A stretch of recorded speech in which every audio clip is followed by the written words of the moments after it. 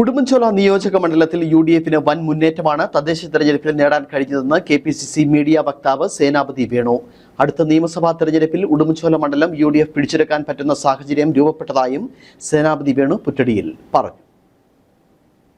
ഞങ്ങൾ 3 പതിറ്റാണ്ട് കാലം നീണ്ടുനിന്ന ഞങ്ങളുടെ തീവ്രമായ ഒരു പോരാട്ടം, ആ പോരാട്ടം വലിയ വിജയത്തിൽ എത്തിച്ചേർന്നിരിക്കുകയാണ്. രാജാക്കാട് പഞ്ചായത്ത് സമൂലം ഐക്യ ജനാധിപത്യ മുന്നണിയുടെ കയ്യിൽ എത്തിച്ചേർന്നു എന്നുള്ളതാണ്. അപ്പോൾ 10 ഗ്രാമപഞ്ചായത്തുകളിൽ ഞങ്ങളിപ്പോൾ 6 എണ്ണത്തിൽ 5 എണ്ണം പൂർണ്ണമായും 1 എണ്ണം പകുതിയും എത്തിയിരിക്കുന്നു.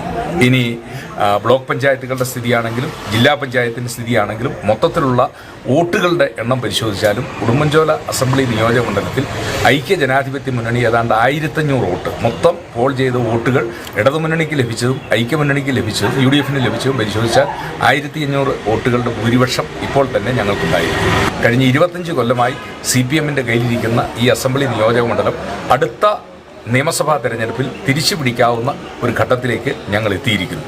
ഒന്നും ഇല്ലായ്മയിൽ നിന്ന് ഞങ്ങൾ 6 പഞ്ചായത്തിൽ എത്തിയിരിക്കുന്നു എന്ന അഭൂതപൂർവമായ ഒരു വിജയമാണ് ഈ തെരഞ്ഞെടുപ്പിൽ ഉണ്ടായിരിക്കുന്നത്. ഈ ജനവിധി ഐക്യ ജനാധിപത്യ മുന്നണിക്ക് അനുകൂലമായി നൽകിയ മുഴുവൻ ജനാധിപത്യ വിശ്വാസികളും, ഉടുമ്പൻചോല അസംബ്ലി നിയോജക മണ്ഡലത്തിലെ മുഴുവൻ ജനാധിപത്യ വിശ്വാസികളെയും KPCC-യുടെ മീഡിയ വിഭാഗത്തിന് വേണ്ടി മീഡിയ വക്താവ് എന്ന നിലയിൽ ഞാൻ അവർക്ക് ഉള്ള പ്രത്യേകമായ അഭിനന്ദനം രേഖപ്പെടുത്തുകയാണ്.